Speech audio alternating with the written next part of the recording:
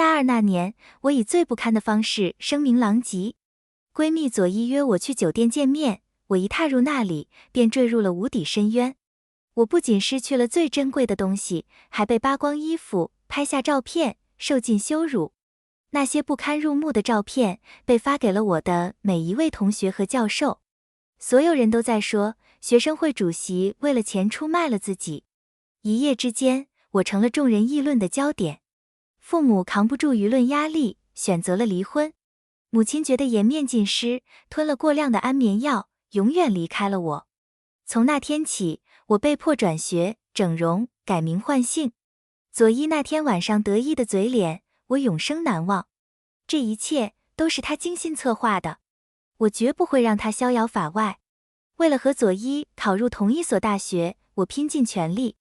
我卖掉了母亲留给我的房子，把自己包装成富家女，打入她的社交圈，假装成她最要好的朋友。我听说她的男朋友出身城里的富裕家庭，不仅有钱，长得还帅，关键是对佐伊死心塌地。他成了我的第一个目标，也是我要送给佐伊的第一份礼物。接近这样一个优质又专一的男人并不容易，但我必须试试。很快，机会就来了。佐伊生日那天，她和男朋友吵了架，不肯接她的电话。于是，她打给了我，阿里亚，佐伊和你在一起吗？我说，在。她犹豫了一下，我和佐伊闹了点误会，她不接我电话。今晚是她生日，我想给她个惊喜，需要你帮忙。我该怎么帮你？能借我一下你家的钥匙吗？佐伊家境普通，却装成富家女，说受不了住宿舍。为了接近她，我咬牙和她在校外合租了一套大公寓。你想做什么？我问。我想在你公寓布置惊喜，今晚我要向她求婚。我的心一沉，像佐伊这样虚荣恶毒的女人，怎么配得上马库斯这样好的男人？大二那年，他为了争夺学生会主席的头衔，能想出那么卑劣的手段毁掉我。要是她嫁入豪门，这世界还有公道可言吗？好，我帮你。我立刻答应下来，一个恶毒的计划在我脑海中逐渐成型。佐伊的生日派对定在学校附近的酒吧。我找了个堵车的借口，掉头回了我们合租的公寓。远远的，我就看到马库斯站在公寓楼门口，脚边放着一个大纸箱。他个子很高，大概有188厘米，穿了件黑色 T 恤，勾勒出匀称的身材。头上戴了顶黑色棒球帽，遮住了一部分极为英俊的脸。即便穿着随意，没带昂贵饰品，也藏不住他身上独特的贵族气质。我笑着跑过去，等很久了吗？他话不多，眼神深邃明亮。没多久，我带他进了公寓，帮他布置浪漫的求婚场景。休息时，我从冰箱里拿了几瓶啤酒，偷偷在其中一瓶里加了点东西，然后装作不经意地递给了他。这酒度数不高，是酒吧里常见的牌子。他瞥了一眼，仰头就喝光了。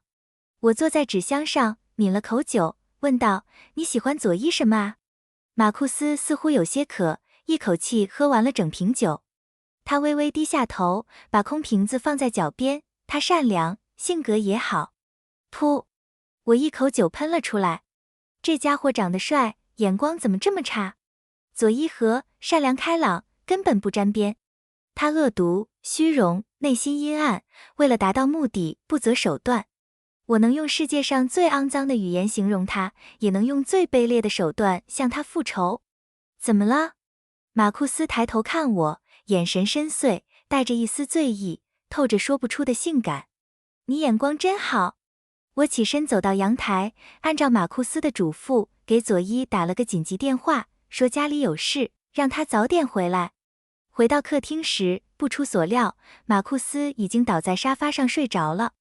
我推了推他，他确实失去了意识。我站在原地，犹豫着不敢行动。马库斯是个好人，我不该把他卷进这场恩怨里。可一想到佐伊那恶毒的嘴脸，我就浑身发抖。马库斯，我不是想伤害你，我是在救你。我狠下心，脱掉他的衣服，让他躺在沙发上。希望我们这场戏能演好。我处理掉他用过的啤酒瓶，又撕破自己的衣服，在身上掐出一片片淤青，甚至扇了自己几个耳光，直到脸颊红肿，才停下手，给佐伊发消息：佐伊，快回来，救我！马库斯疯了，手机立刻被佐伊的电话打爆，我把手机摔得粉碎。佐伊察觉到不对劲，火急火燎地赶了回来。我蜷缩在沙发角落，哭得歇斯底里，身上满是伤痕，地上散落着衣服，撕破的内衣挂在吧台上。就算是个傻子，也能看出我和马库斯之间发生了什么。阿里亚，怎么回事？佐伊表情僵硬，脸色惨白。佐伊，我扑进他怀里，哭得上气不接下气。马库斯侵犯我。天知道说出这句话时我有多解气。佐伊的身体剧烈颤抖，目光死死盯着马库斯。马库斯，醒醒，你喝了多少酒？两个同学上前摇晃马库斯。大家都知道马库斯酒量不好，却从没见过他醉成这样。马库斯醒了过来，看着眼前的场景，一脸茫然。你这个混蛋！佐伊崩溃地扇了他一巴掌。混蛋！我捡起手机，其实已经用不了，裹上衣服，哭着跑了出去。佐伊家境普通，靠颜值钓有钱男人。马库斯是他能接触到的最优质的对象，他绝不会轻易放手。果然，我刚跑到楼下，佐伊就追了上来。阿里亚！我站在路边，假装浑身发抖的拨911，手机故意弄坏了，开不了机，这样既能拖延报警时间，也能让佐伊暴露本性。佐伊，我向他求助，借我手机用用，我要报警，一定要报警，不能让那个畜生逍遥法外。佐伊脸色惨白，神情严肃，紧紧抓住我的手。阿里亚，冷静点。我怎么冷静？我冷静不了。你知道他对我做了什么吗？我一边哭一边说，他撕我的衣服，亲我，摸我，然后强行侵犯了我。我要让那个渣男坐牢。你要是护着他，我们就不是朋友了。我的话深深刺激到了佐伊，他眼神变得冰冷恶毒，嫉妒的眼睛都红了。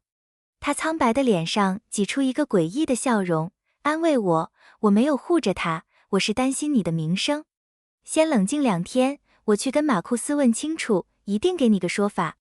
那种笑容根本不该出现在他脸上，可他偏偏露出了如此令人毛骨悚然的表情。我知道他要对我动手了，一切都在我的掌控之中。于是我开始火上浇油，进一步刺激佐伊。马库斯和我发生关系的消息在校园论坛上疯传，消息是我发小散播的，内容越离谱越低俗越好。我要让佐伊痛苦，让他抓狂，就算他想骂我是当父，也找不到理由。他必须绞尽脑汁为他那犯了强奸罪的富二代男友遮掩，那种感觉一定像吞刀子一样，割着舌头却不得不咽下去。后来我搬回了学校宿舍，佐伊也跟着搬了回来。他时时刻刻盯着我，表面上是出于朋友的关心陪伴，实际上是怕我报警，毁了他嫁入豪门的美梦。搬回学校的第2天，我收到了马库斯的消息。阿里亚，我们谈谈。我们在校外谈吧，不想在学校被人看到。好。我知道马库斯喜欢穿黑色衣服，于是特意选了件黑色长袖 T 恤，戴了黑色帽子和口罩，把自己裹得严严实实，还让发小提前埋伏好，准备拍照。刚出校门，我就看到马路对面停着马库斯的迈巴赫。我拉开车门，坐在了后排。他看起来有些憔悴，通过后视镜看着我，表情冰冷又复杂，像是有话想说，却又犹豫着，去哪里谈？我眼睛红肿，长发凌乱，一副憔悴不堪的样子，就在车里谈吧。车子漫无目的的在城市里开着。其实我对马库斯挺愧疚的，但一想到已故的母亲，我又硬起了心肠。我不能告诉马库斯真相，他已经被佐伊灌了迷魂汤，深陷其中。要是我把一切说出来，他未必会信，还可能打草惊蛇，让佐伊有所防备。到时候我就彻底没机会了。现在还不是时候。很快，沉默的气氛被打破。他转过头看着我。阿里亚，那天晚上的事，我很抱歉。我平时不喝那么多酒，可一瓶啤酒也不至于让我醉倒。我和佐伊分析过，怀疑是不是有什么不对劲的地方。我的心猛地一跳，没想到马库斯会怀疑我。我突然哭了起来，你什么意思？马库斯犹豫了一下，你不觉得奇怪吗？会不会是有人？你在怀疑我？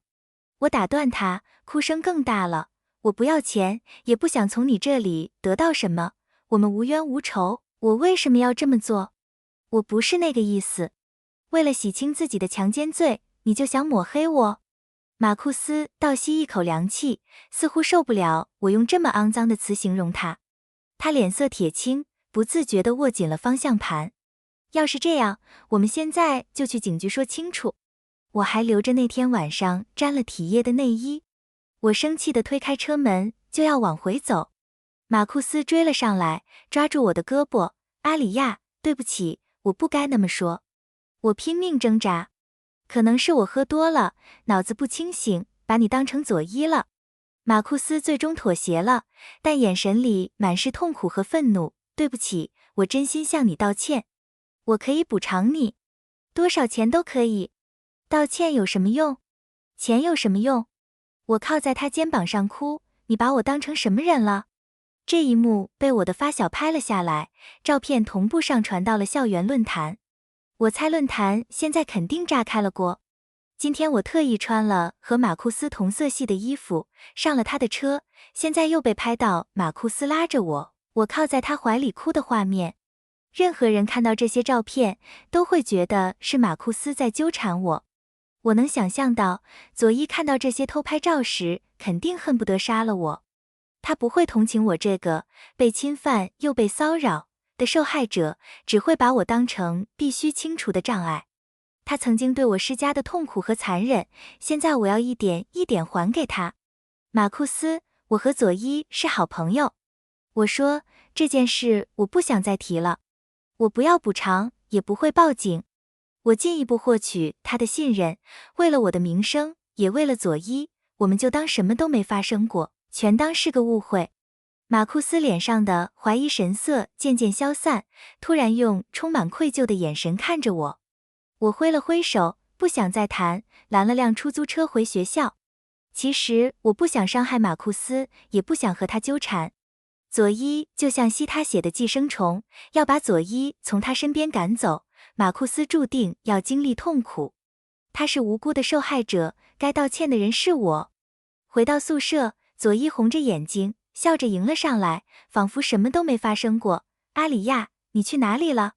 就出去散了散步。佐伊抱着我，故作关切地说，我还担心你想不开做傻事呢。今晚我朋友有个庆祝派对，一起去放松一下吧。大二那年，他就是用同样的借口把我骗去了酒店。该来的总会来，一切都是轮回。他终于要对我动手了，只不过这一次他是猎物，而我是狡猾的猎人。这些日子潜伏在佐伊身边，我可不是一无所获。他的一言一行、人脉关系，我都了如指掌。虽然佐伊在马库斯面前装得端庄优雅，但实际上野性十足。大二的时候，他就和社会上的人混在一起，认了不少混混当哥，人脉很广。就算考上了名牌大学，搬到了新城市，他身边还是有不少社会上的朋友。我把庆祝派对的地址发给了发小，让他提前做好准备。派对设在市中心的一家夜总会，包厢里灯光昏暗，烟雾缭绕，全是些不三不四的人，有的男人光着膀子打牌，有的跟着劲爆的音乐在舞池里扭动。佐伊姐来了。人群中央，一个瘦高个男人举起夹着烟的手，开口说道。佐伊拍了拍我的肩膀，笑着说，杰克哥，我带了个朋友来玩。几个男人转头看向我，眼神里的欲望毫不掩饰。我本能的想走，佐伊把我推了进去。佐伊，你推我干什么？我问他。门一关，他仿佛变了个人，冷笑一声，阿里亚，别装了，有意思吗？我装作一脸茫然，你什么意思？佐伊狠狠扇了我一巴掌，脸色阴沉，大家都是老狐狸，别跟我装傻。他下手很重。我还没站稳，他又接连扇了我好几下，像是要把这几天憋的火气全发泄出来。我踉跄着摔倒在地，嘴里尝到了血腥味。